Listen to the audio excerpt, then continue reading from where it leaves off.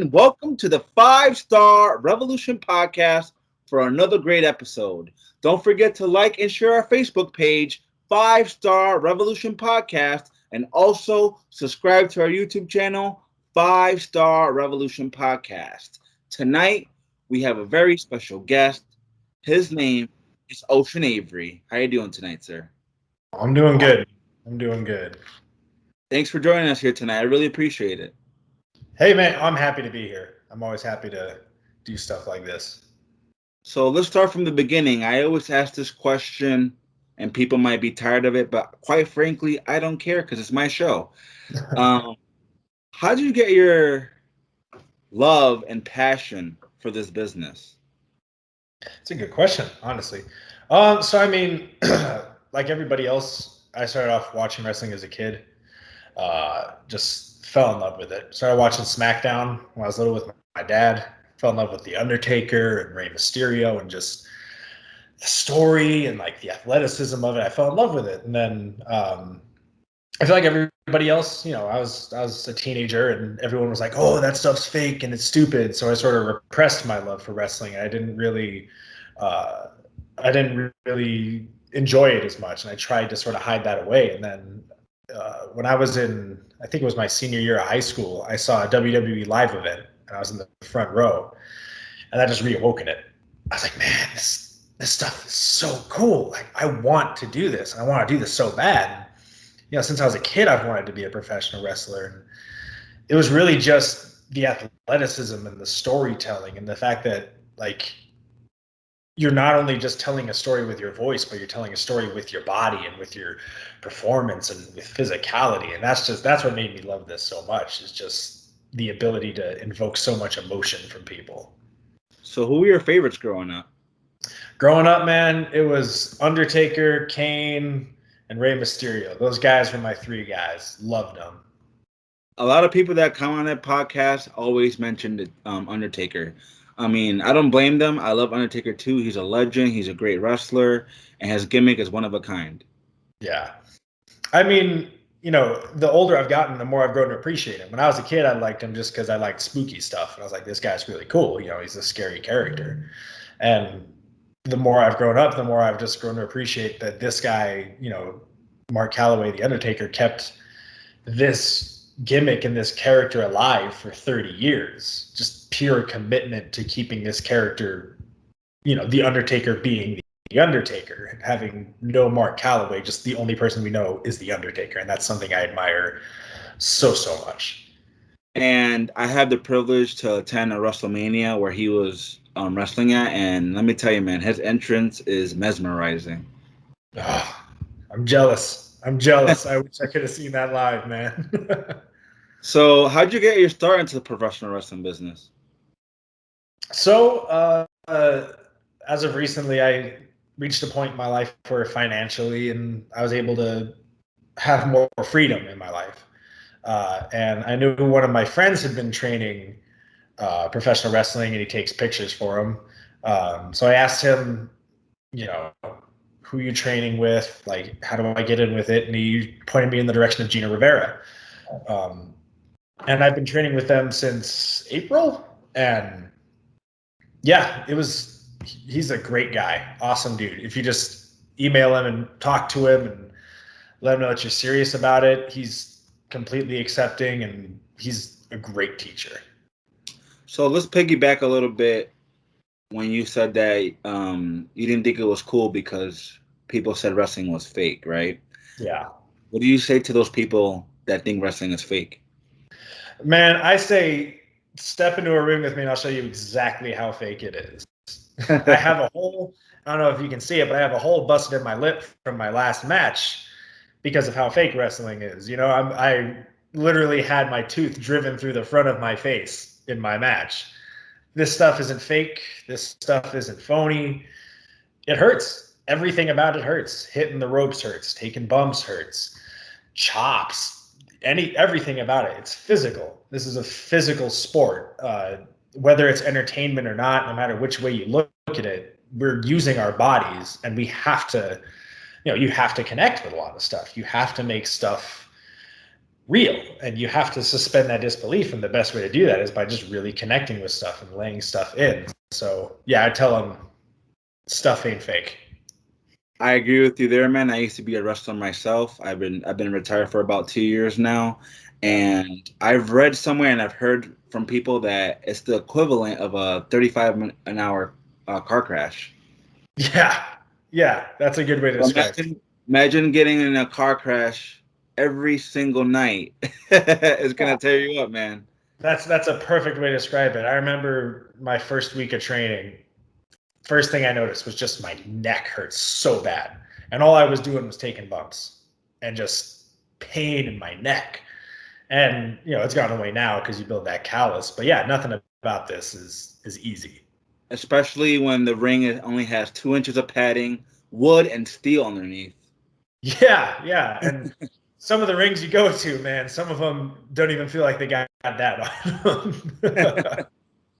So, do you remember your first match? And if so, what do you remember from that match? What did you learn from it? So my first match was Fatal 4-Way at Top of Texas for the Junior Heavyweight Championship. And I remember it because it was very, very chaotic. Fatal 4-Ways don't have much structure to them. I mean, it was a good learning experience. It was a good first match because really it was just a way to be like, hey, this is what I can do, and hide like any weaknesses that I have. Uh, I certainly remember it because I took my first dive in that match. Got a little bit of a concussion from it, so that was cool. Just learned a lot of stuff. Lay stuff in more, be bigger, talk to the crowd more. It was a good experience for sure for a first match. So you're still a rookie in this business. You only been wrestling for less than a year now. Yeah, yeah. So I'm pretty sure Very. you've dealt with backstage politics because you're still new. How do you deal with Oh that? yeah. I haven't dealt with that much backstage politics yet, fortunately. I mean, I've seen it for sure. I've seen people sort of politic in certain matches and try to make things go certain ways. But I personally haven't experienced too much of it, which as of right now, I'm thankful for. But I know what's coming at some point. Let me just tell you a little bit about backstage politics. I feel like in independent wrestling, I always say this on my podcast because I always mention backstage politics. It's a huge part of wrestling. But I feel like in independent wrestling, especially a smaller promotion, shouldn't be a thing, man. Yeah, Everybody should have fun and try to learn and get better. absolutely. No, I completely agree with that. It should always be a team effort to put on the best show possible. So with only less than a year in the wrestling business, what's your main goal right now? Like, what are you trying to get out of this wrestling? Well, that's a good question. I mean, I guess I don't really know how to phrase it, man, but I'm just trying to honestly just get as far as I can, get as much experience as I can, just wrestle the kind of matches I want to wrestle. I mean, my biggest, pipe dream is wrestling in Japan because I fucking love Japanese wrestling, New Japan, All Japan, Noah. That's my biggest dream when it comes to wrestling. But as of right now, it's just establishing my name and establishing that I can go and that I am a valuable talent to have in the ring. So when I first started researching you, I know you've been to a lot of places already, man. Yeah, yeah. I've been How'd you to how'd you how'd you get established so quickly?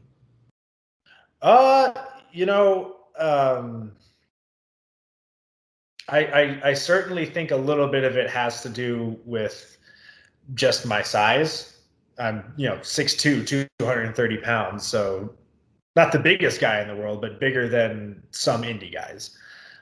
So I think that certainly pushed me a bit. And then I know certainly my trainer helped a lot for sure. He was probably the biggest factor. Was he pushed me hard. The minute he said I was clear and ready to go to start wrestling matches, he pushed me out there, and for that I'm so thankful for him. Do you find it a little bit overwhelming though that you're going to all these places so soon? Yeah, absolutely. No, it's certainly it all sort of came all at once, and it's been a bit overwhelming. The amount of travel and driving and stuff like that has it's different. It's different than anything I'm really used to. I've never had to travel this much in my life already. Just end of August to right now already. I've been to Arizona. I've been to Texas. I've been to Las Vegas. I'm going to Arizona again this weekend. it's it's certainly it's a lot. So where are you based out of? I'm based out of Albuquerque, New Mexico. Wow, so those are far drives, man. So Yeah, when you do those far drives and there's only like 20, 30 people in the crowd, do you get disappointed? And how do you perform on those shows? I'll be honest, man. I don't get disappointed when there's not a lot of people. This last show in particular, the crowd just wasn't really into it, and that kind of disappointed me. When I wrestled in Arizona, August 28th, crowd was great. It was a fantastic crowd. Um, but this last show I went to, the crowd was just kind of dead, and I'm trying to work them. I'm trying to get in the crowd's face, because I'm the heel and just not getting anything. And that was a bit disappointing. That was a bit of a bummer for such a Yeah. long trip. Yeah, I agree with you, man. When the fans are not into it and you're busting your ass in the ring, you're like, what am I supposed to do? Kill myself for them to cheer? Yeah. I'm like, I'm bleeding out of my face here, guys. Give me something. So right now, do you do heel or face? Right now, I'm heel in most of the places I've gone to. And to piggyback off that, I'm sure you enjoy being a heel because you can do whatever you want, cheat and stuff like that. Oh yeah, I love being a heel. I get to take out like any pent up aggression I have from work, and I just get to put it out on the people. It's a lot of fun, man. And it's fun to get reactions and to rile people up. It's a lot of fun. So would you do a face? Do you think you can pull it off? I think so. Yeah. I've been like I said, I know I'm putting my trainer over a lot in this, but he's helped me a lot. He makes sure to teach us how to work both face and heel, so that way we're always prepared. And yeah, I think I could be a decent baby face. I feel like being a heel is much easier because you can be hated much easier than you can be liked. Oh yeah, no, absolutely. It's a lot easier to insult people and to just get them to dislike you than it is to really get people behind you, for sure. So besides your trainers, who else influences you in this business? Oh boy, as of right now, uh, a couple of guys. Ilya Dragunov is certainly one of them. That guy, just his selling and his facials and the way he moves in the ring is just so good. Timothy Thatcher is another big one. Walter. Um, Adam Cole's always been a big one for me. Again, just a real dude. Just always knows how to cut just a wicked promo. He knows how to make you care about any match he's in. I love that. I feel like that's just so hard to find. There's just who else? Gosh, Adam Cole, big, great promo guy. Um, he's not wrestling anymore, but William Regal has always been big guy for me. I love his promos. I love the way he works in the ring. Those are the guys who influence the way that just I wrestle, because I like the catch as catch can style of wrestling and stuff, and I like cutting promos. I think that's a really fun part of wrestling. It's fun to just be able to tell that story. So speaking of cutting promos, I've been doing a little segment on my podcast where I asked a wrestler to cut a promo for me. You mind doing that? Yeah, absolutely.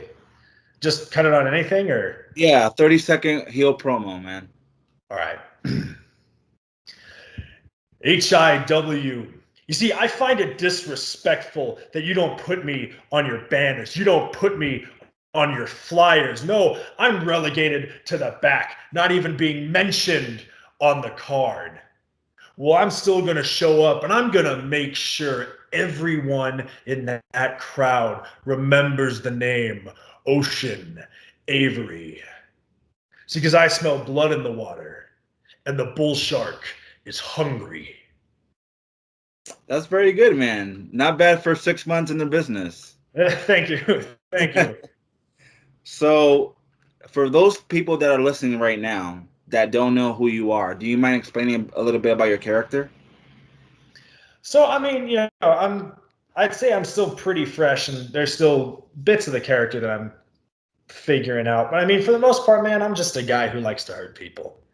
I'm Ocean Avery, man. I'm the bull shark. I smell blood in the water. I'm aggressive in the ring. I like to break people down. I like to fucking just hurt people, man. That's what I enjoy. I do catch as catch can wrestling, so I'm not so much a big off the top rope springboard kind of guy. I'm a lot more down and dirty submission holds, suplexes, and strong strikes kind of guy. So you're pretty stiff in the ring. I would say so, yeah. I've gotten better about it. My first couple matches, I was still nervous to do that, but I've gotten better. So how do you deal with those veterans where you have a match with a veteran and you have a lot of ideas for the match and they just totally shun you and they tell you, no, man, we're going to do it this way instead? I mean, it's my last match was actually a lot like that one. The guy had a lot more experience than I did, and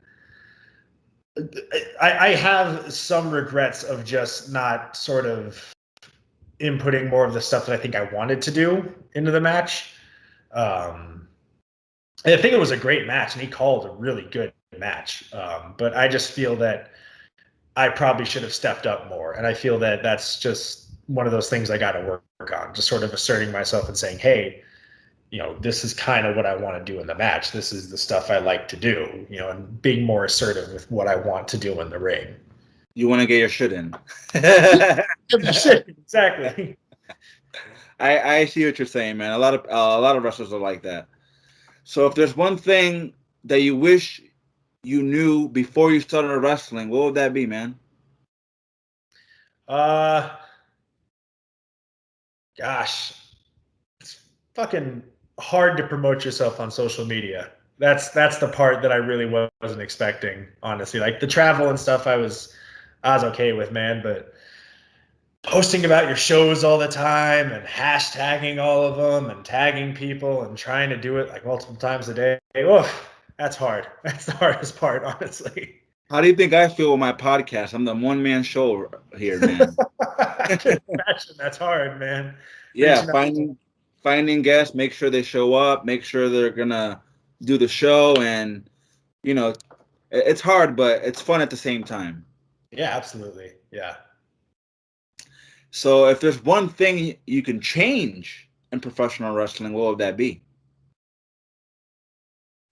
I wish more people would work simpler matches again. And I mean, this isn't like indie stuff. This is just my opinion in general.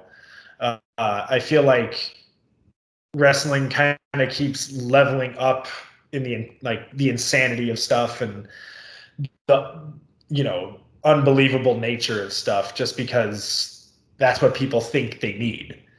I think that what really suspends people's disbelief is when something looks believable, right? When it looks like, yeah, that looks like that fucking hurt, and it hurt the guy.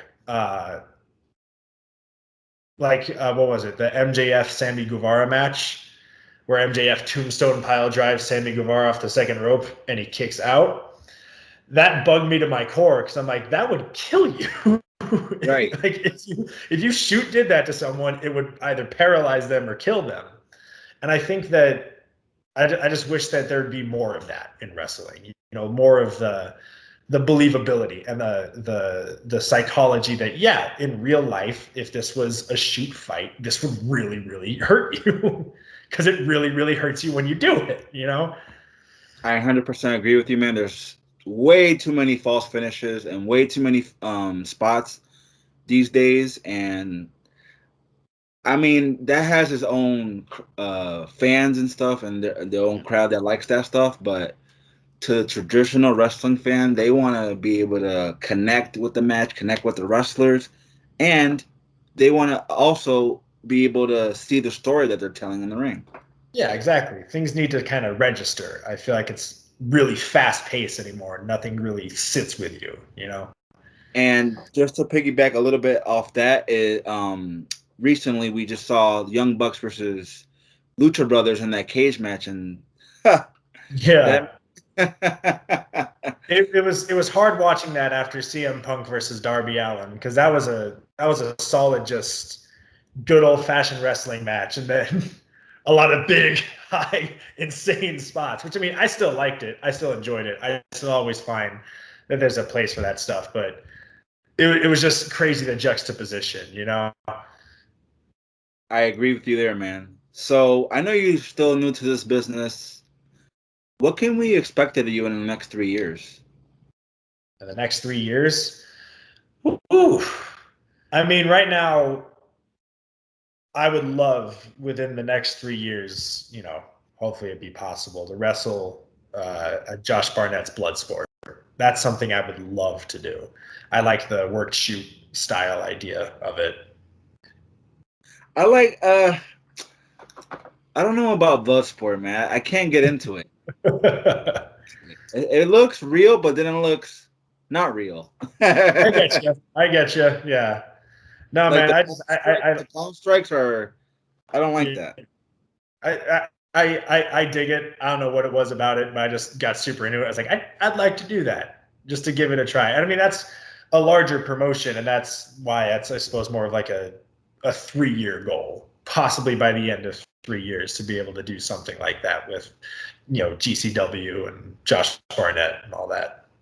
So besides GCW, Impact Wrestling, AEW, WWE, are there any other promotions that you have your eye on that you want to go to? Like big promotions or like smaller promotions? Any promotion that you have your eye on. Right now, man, trying to talk to Chongo Bronson at Colorado Springs Wrestling. Love to wrestle there. Love to start making my way over to states like Kansas and California for sure. I know they got good wrestling there. There's a lot of good guys from Kansas that I met at Top of Texas who I'd love to work in a match. So speaking of love to work in a match, what's your dream opponent? Walter. Walter is my dream opponent. I would love to wrestle that guy.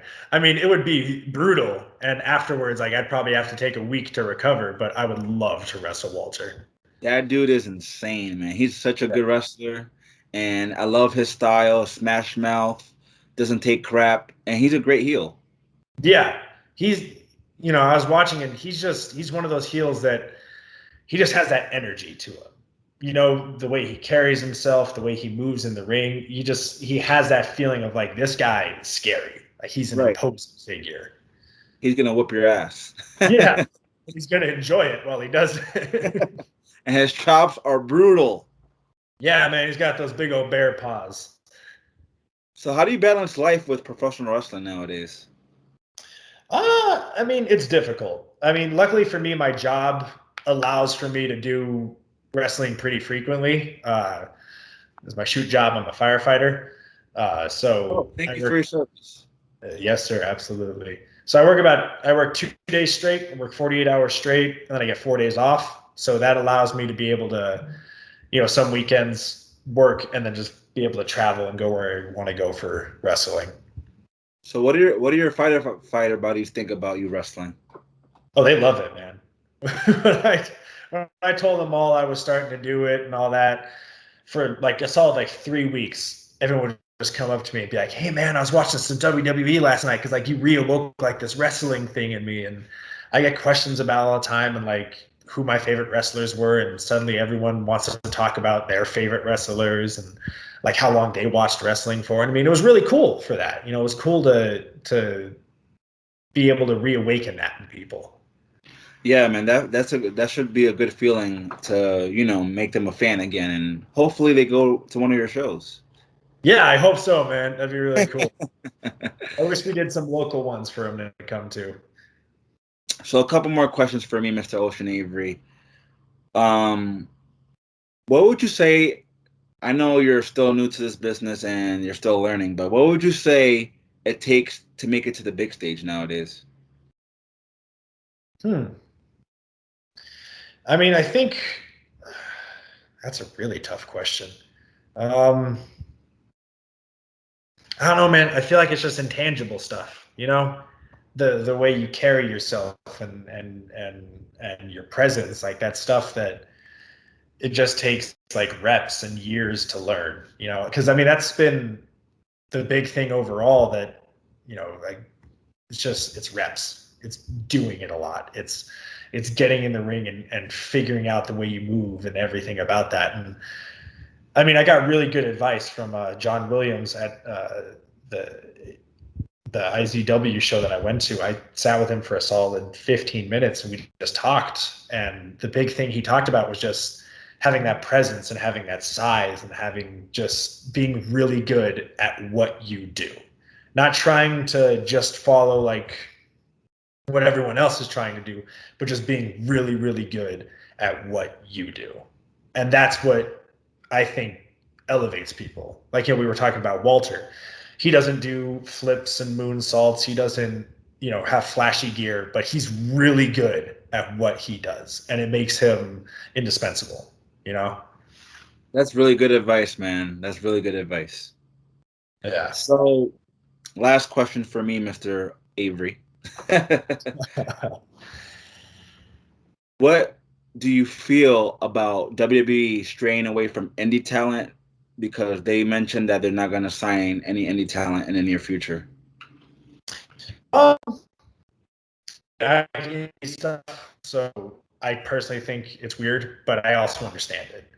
WWE, Vince McMahon has always been a guy who he's created stars, whether people like to admit that or not. He does have something to him where he just has that magic touch and he's able to create stuff. And I think that maybe WWE sort of harkening back to that and sort of having its own style and its own way could be beneficial for guys. Could be, the steps that it takes to build new stars. Because as much as, I would love to have seen Adam Cole hold the WWE championship, I know that, in the land of the giants, he wouldn't have made it there. He would have looked tiny compared to everyone. He wouldn't have been, believable against people. So I get why they're doing that. They want their guys to be the WWE sort of type of guy, big, tall, muscular, handsome, Right. They want to mold them into the WWE way. I gotcha. Yeah. So I get it. I get why they're doing it. But I think they can do that with indie talent too. No, I think I don't know why they tend not to. That's what confuses me. Keith Lee, Karrion Kross, these guys are like built for WWE. Keith Lee's a big man who can move. Karrion Kross looks like he was literally like taken from a mold that said, here's a WWE superstar, give him a championship. And they've sort of botched him. And I don't get why. I don't know if it's I don't get why. I really just can't say why. I just think Vince is a little delusional and he's out of touch. Maybe. Well, Mr. Ocean Avery, this is your chance to plug any social media or any future shows that you're going to be on. Go right ahead, sir. Absolutely. My Instagram is the Ocean Avery. On Facebook, unfortunately, they didn't accept the name Ocean, so I'm Ovian Avery, which is unfortunate. Let's see. My next show coming up tomorrow, actually, is HIW in Tucson, Arizona. Next weekend, I have both Pueblo, Colorado, and Canyon City, Colorado, back-to-back, 17th and 18th for RCW. And then after that, those are my upcoming shows right there. Well, Mr. Ocean Avery, we wish you the best of luck in your career. It was a true pleasure having you on the podcast. Thank you so much. And if you become big, I hope you come back on the show. Hey, absolutely, man. If I make it big, I'll be right back here. Sounds good, brother. And for all you listeners, don't forget 5-Star Revolution Podcast on Facebook and subscribe here to our YouTube channel, 5-Star Revolution Podcast. Mr. Ocean Avery, thank you so much once again. I hope you have a great night, sir. Hey, thank you, man. I appreciate it.